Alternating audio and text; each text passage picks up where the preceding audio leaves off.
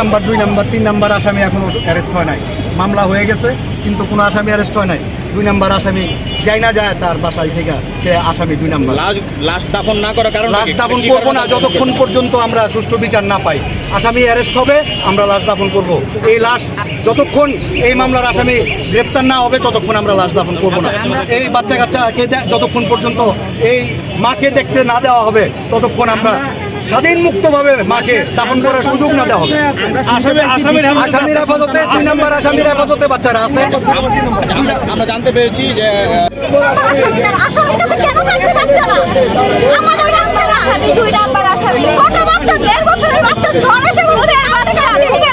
আপনারা মামলা করছেন না, মামলা করেন নাই? কি বলে তারা, কি বলে মামলা হয় নাই এখন পর্যন্ত থানাতে?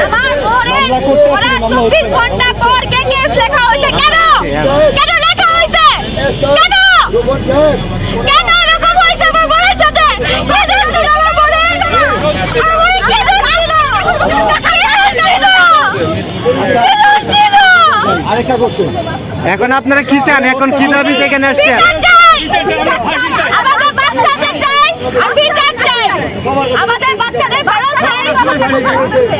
বাচ্চা কাদের কাছে আছে?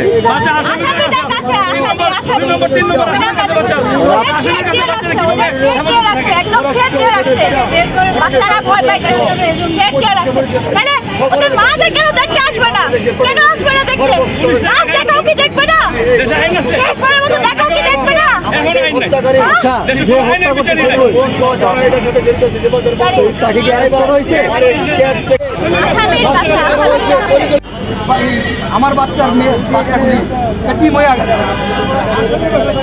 আসামি বাসায় বাচ্চারা সেফ থাকবে।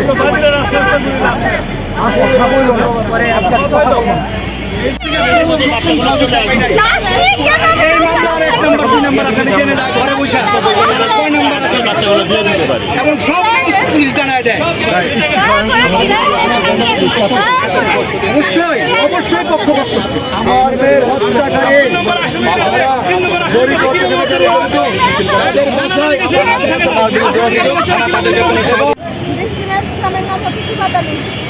এখন আপনাদের দাবি কি? এখন আপনাদের চাওয়া পাওয়া কি? এখানে আসছেন কেন? এখন আসছি পুলিশের যতটুকু সহযোগিতা দরকার ছিল আমরা পাচ্ছি না, পাইনি। স্বামীর নাম কি? পাবলিক কিভাবে জানে এটা জাতিকে জানাবো। আজকে অপেক্ষা করেন, বললাম তো আমার চরিত্র আজকে আমি খুঁজে দেখা দিয়ে যাবো। মনে আছে? মনে আছে রাজাকারকে এই এক রাজাকার ওয়ার্ড নিয়ে কি হয়েছিল? আমার চরিত্র আমি আজকে দেখা যাবো, এখানে দেখা যাবো আমি কে, এটা আজকে দেখা যাবো চরিত্র। না না না, মানুষই না আমরা, আমরা মানুষই না। এই লাশ আমি এই ট্রলি থেকে নামায়া আপনার দরজায় নাই রেখা দিব। আপনি দেখেন আমি কি করি আজকে। এই লাশ আমি আপনার দরজায় রেখে দেবো। পারলে ঠেকায়, পারলে আমাকে ঠেকান। আমি আজকে আমার চরিত্র দেখা যাবো এখানে। আপনার মামলার পারলে ঠেকায়, মামলার একটা হত্যা মামলার হত্যা মামলার আসামি মানুষ। আপনার কালকা সকালবেলা মহিলা মারা গেছে, এর 4 বাচ্চা আছে, বুঝেছো?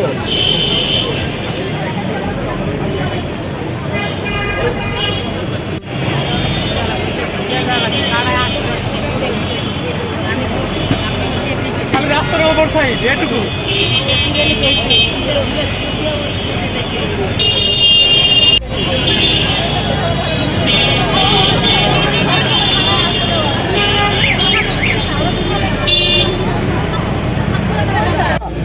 আমাদেরকে সহযোগিতা করতেছেন এবং আমার মেয়েকে হত্যা করছে সিফাত আলী এবং তার বন্ধু বান্ধব এবং এই যে 2 নম্বর আসামি দীপার হাজবেন্ড সহ সবাই যুগ সদস্যে পরিকল্পিতভাবে আমার মেয়েকে হত্যা করছে।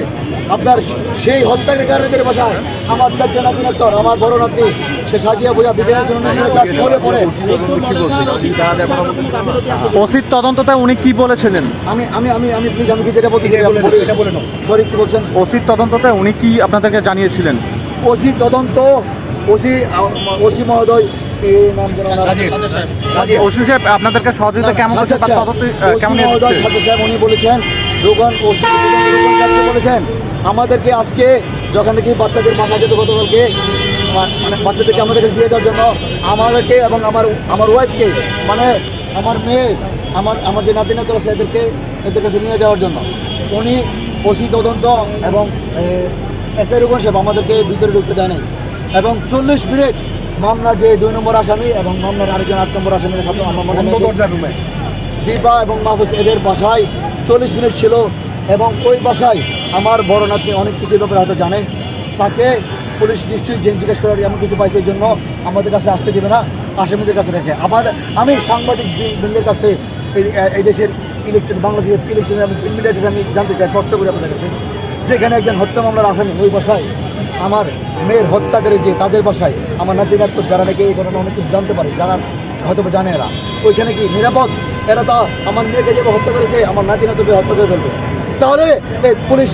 আমার মেয়েকে ফেরত দিতে পারবে আমার নাতি নাতনিকে ফেরত দিতে পারবে তাকে আমরা সাপোর্ট করেছি আমি আমার পুলিশকে আসামি ধরার জন্য আপনারা বলেন নাকি কি বলেন আমরা পুলিশকে অনেক অনুরোধ করতেছি আমার আসামিকে অ্যারেস্ট করার জন্য আসামিদেরকে অ্যারেস্ট না করে কার কাছে করছেন এটা কার কাছে এটা এই ওসি তদন্ত রাজীব সাহেবকে এবং এসআই রুকন সাহেবকে আমরা অনুরোধ করেছি যে আসামিদেরকে আপনি অ্যারেস্ট করেন ওনারা আসামিদেরকে অ্যারেস্টটা করে এই যে মামলার যে মামলার কপির অলরেডি ওনারা হোয়াটসঅ্যাপে পাঠিয়ে দেয় এবং মামলার যে আসামি মাহবুব শিকদার সে আমাকে ফোন দিয়ে বলে যে আপনারা মামলা করছেন ফোন দিয়ে আমাদের বিরুদ্ধে মামলা করে ঠিক করেন নাই আমরা আপনার মেয়ের যেমন আমরা শেষ করে বলেছি আপনাদেরকেও রাখবো না আপনাদের বংশ শেষ করে দেবো আমি আপনাদেরকে জানতে চাই আমি কি করবো বলে আমাকে এত বড় হুমকি দিতেছে এরা আমাদেরকে আমার মেয়েটাকে বেঁধে বলছে আমাদেরকে হুমকি দিচ্ছে আমার মেয়েটা সময় বলতেছে সে আমার ওয়াইফ আমার আত্মীয় যারা আছে সবাই মারাত্মকভাবে আমরা মানসিকভাবে বিপর্যস্ত এই মুহূর্তে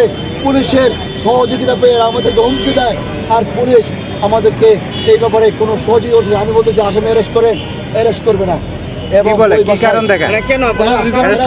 পুলিশ বলে যে আমরা আসামি দেখতেছি খুঁজতেছি আসামি তো পশ্চিম কাপড় 200 ভাগে পশ্চিম কাপড় দীপা মেনশন ওই বাড়ির নাম ওইখানে ওই বাড়িতে 2 নম্বর আসামি দীপা শিকদার এবং মামলার সম্ভবত 7 নম্বর আসামি মাহফুজ শিকদার